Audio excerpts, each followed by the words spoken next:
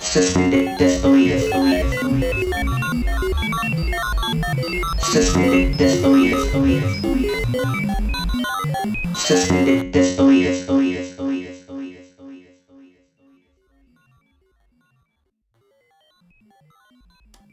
Hey everybody, and welcome to Suspended Disbelief. I am your host, and today we're gonna jump right into it. I would like to introduce you to a man named Samuel Harris. Sam Harris is an American philosopher, a neuroscientist, author, and podcast host. He touches on a range of topics, including rationality, religion, ethics, free will, neuroscience, meditation, psychedelics, philosophy of mind, politics, terrorism, and artificial intelligence. But as you know, this show is about artificial intelligence. So I ran across a speech that he did 6 years ago where he was talking about artificial intelligence.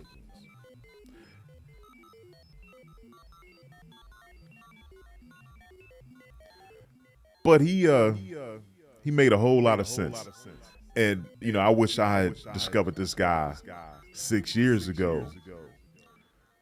Now, mind you, I don't know what iPhone was out 6 years ago, but the stuff he's talking about is actually coming into existence because he used the same ant analogy that Geordie Rose used.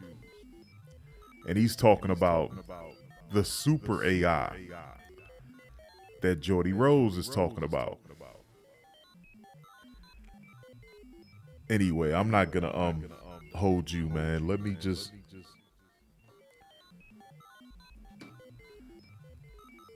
here he goes. Sam Harris. Here he goes. I'm going to talk about a failure of intuition that many of us suffer from. It's really a failure to detect a certain kind of danger. I'm going to describe a scenario that I think is both terrifying and likely to occur, and that's not a good combination. Terrifying and likely to occur. Now, on a side note, real quick, I've had people tell me I'm overreacting. I'm worried about the wrong thing. And I don't think so. Because I'd rather be ready and then turn out to be a false alarm than not be ready and this shit turns out to be true. Anyway, let me proceed. Is that we continue to improve our intelligent machines year after year after year. And at a certain point, we will build machines that are smarter than we are. And once we have machines that are smarter than we are, they will begin to improve themselves. It seems overwhelmingly likely, however, that the spectrum of intelligence extends much further than we currently conceive. And if we build machines that are more intelligent than we are, they will very likely explore the spectrum in ways that we can't imagine and exceed us in ways that we can't imagine. Ask yourself, what would happen under our current economic and political order? It seems likely that we would witness a level of wealth inequality and unemployment that we have never seen before, absent a willingness to immediately put this new wealth to the surface of all humanity. I'm gonna stop that right there. And this is what motivated this show. Because Chat GTP came out, I believe, in November. January, the only layoffs had been in technology fields. That's no coincidence. the job market, the latest job report that came out said they did over 500,000 jobs. I think they expected half of that would have been good, but over 500,000, 500,000 plus is what came out. So why is the tech sector laying off people? But what he just described was how the threat of AI, which is happening now, he was talking 6 years ago, is when he was giving his speech. But he was describing what's coming down the line with this AI is gonna turn the rich into super rich and the poor into super poor. And that's the extremes. When you lose your job, they're not going to step in and save you. Anyway, let's proceed. Okay, well, a few trillionaires could grace the covers of our business magazines while the rest of the world would be free to starve. And what would the Russians or the Chinese do if they heard that some company in Silicon Valley was about to deploy a superintelligent AI? This machine would be capable of waging war, right, whether terrestrial or cyber, with unprecedented power. Now, this is a winner-take-all scenario. To be 6 months ahead of the competition here is to be 500,000 years ahead at a minimum. Now, he makes a great point. And I hit on this in a previous episode about China. The first one to get to the super AI wins the game. Now, mind you, about 3-4 weeks ago, someone came out, I can't remember exactly who, was it a government official, said they're probably 2 years away from going full out war with China. So, you know, China and America, those are really the only two superpowers left, because Russia is a dud. Anyway. But the first one to it wins the game. Here we go. Okay, so it seems that even mere rumors of this kind of breakthrough could cause our species to go berserk. Now, one of the most frightening things, in my view, at this moment, are the kinds of things that AI researchers say when they want to be reassuring. Okay, and the most common reason we're told not to worry is time.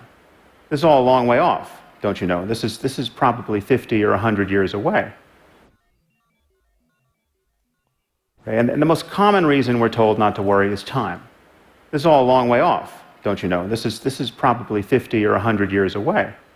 When you're talking about superintelligent AI that can make changes to itself, it seems that we only have one chance to get the initial conditions right. And even then, we will need to absorb the economic and political consequences of getting them right. You know, when he says that, and I hit the wrong button and repeated it. But when he says that, you know, this stuff, it's going to be able to help itself. ChatGTP can write code. It's an infant. It can write its own code. And these future AI systems that's coming are building off of this thing. It's going to make ChatGPT look like Atari system compared to a PlayStation. I mean, the simplest terms. And remember, this is 6 years ago. So this is we are in it now. Okay, I'm gonna let it go. But the moment we admit that information processing is the source of intelligence, that some appropriate computational system is what the basis of intelligence is, and we admit that we will improve these systems continuously, and we admit that the horizon of cognition very likely far exceeds what we currently know, then we have to admit that we're in the process of building some sort of God. Now would be a good time to make sure it's a God we can live with. There you go. But I'm gonna tell you, he makes a good point. They're in the process of building some type of God, right? And when you think of God, God is the creator. It's only one God. God created the universe. You know, all God has to say is be, and it is. And that's part of the function that these super AIs are gonna have. They will be unstoppable because all they have to say is be, and they could write their own code. So if you has some kind of computer scientist or technocrat, you put these blocks in place to stop it from doing what it wants to do, it's gonna figure out ways around that real quick. Believe that. But this actually goes back to Sophia Stewart, because Sophia Stewart added this God versus devil component to this AI stuff. Think about it. You know, John Connor, Jesus Christ, Neo, the one, the second coming of Christ to save man from enslavement by these AI systems and machines. But anyway, that's why, you know, the last show, man, Sophia Stewart, you got to check that one out. Anyway, that's it for me. I appreciate you guys.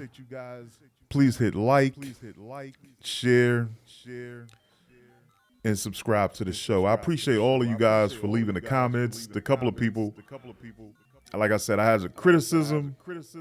I had to turn the background noise down, shorten the intro. But please share, man. Share more than anything, because ain't nobody waking up people. I watch CNN almost every day. And MSNBC and other sources of news. There is nobody out there warning people of what's coming down the line. Anyway, that's it for me. And I will be back.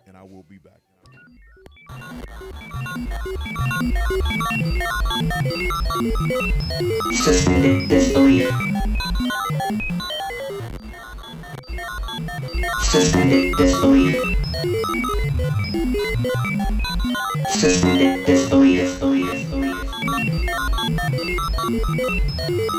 Suspended disbelief. Suspended disbelief. Suspended disbelief. Suspended disbelief.